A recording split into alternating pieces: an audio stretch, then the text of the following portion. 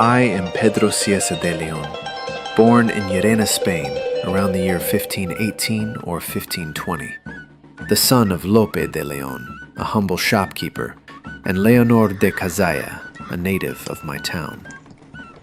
From a young age, I felt the pull of distant lands, leaving home at 13 with only a rudimentary education to guide me. In 1536, upon hearing of the fabled land of the Incas, I journeyed to Seville to embark for South America, eager to witness for myself the treasures brought from Cajamarca. I became a participant in several expeditions across these vast lands, where I observed the tragic decline of the Inca Empire. Out of this experience, I wrote an extended work of my observations. Among all the adventures and incredible stories that I collected, none struck me as more extraordinary than the tale of the giants who once arrived on the coasts of South America. These were beings of immense size and fearsome power, whose very presence unsettled the land and its people. Yet, by divine intervention, these creatures were brought to ruin, reduced to ashes as a testament to the will of God. I have recorded this event with great care, for it is a reminder that even the most formidable forces are subject to the judgment of the Almighty, and that the mysteries of this world often exceed the bounds of human understanding. Now, dear listener, you will listen from my very lips the story of events that are almost lost in the mists of time.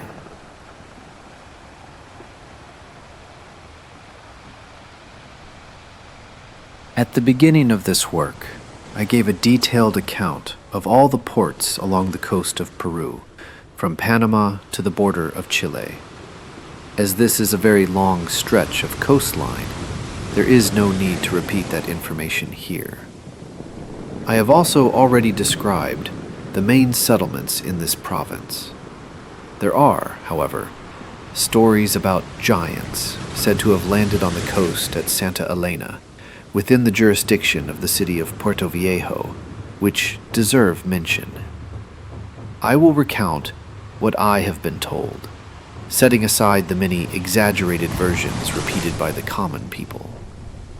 According to a tradition passed down from their ancestors since ancient times, the natives say that a group of men arrived on the coast in boats made of reeds as large as ships.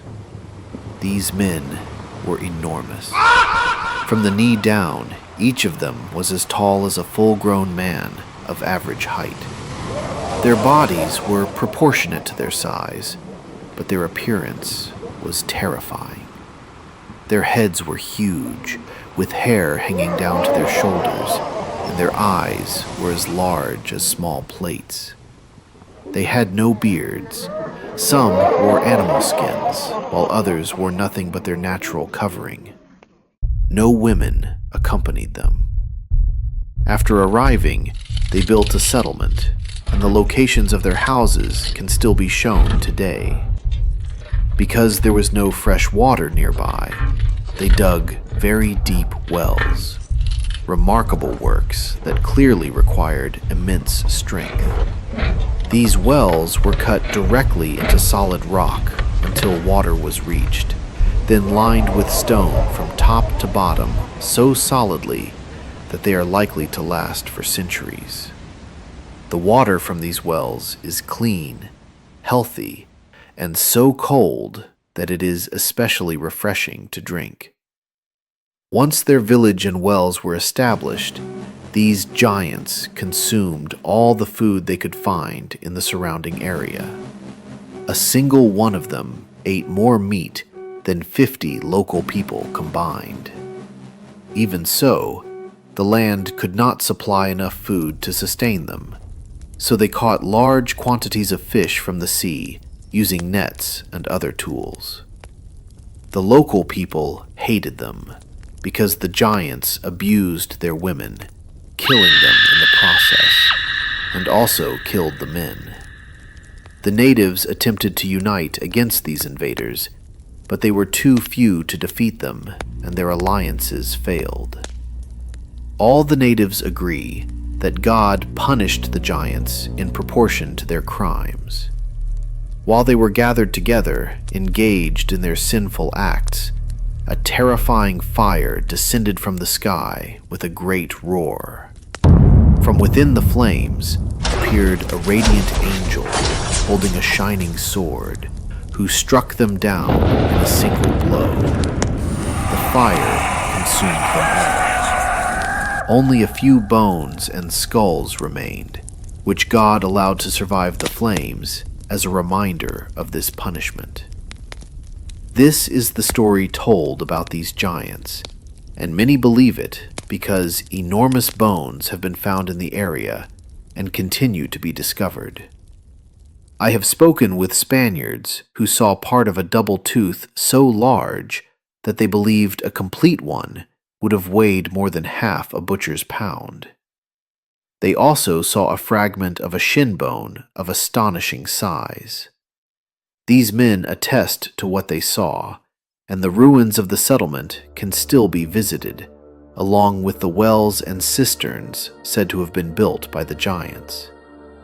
As for where these beings came from, I cannot say.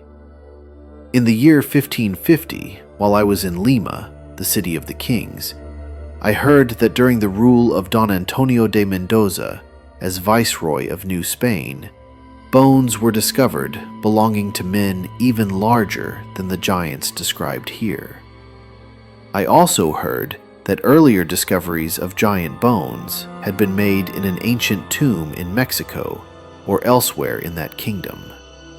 Given the number of witnesses and reports, many conclude that such giants truly existed. At Santa Elena, there is another remarkable feature. The area contains wells or deposits of tar of such high quality that enough could be extracted to caulk countless ships. This tar appears to be a natural mineral that flows out of the ground at high temperature. I have not seen tar deposits like this anywhere else in the Indies that I have visited, although I believe Gonzalo Hernández de Oviedo mentions this and similar occurrences in the first part of his General History of the Indies. However, since my purpose is not to describe the Indies as a whole, but only events and features relating to Peru, I will not discuss other regions. With this, I conclude my account of the city and province of Puerto Viejo.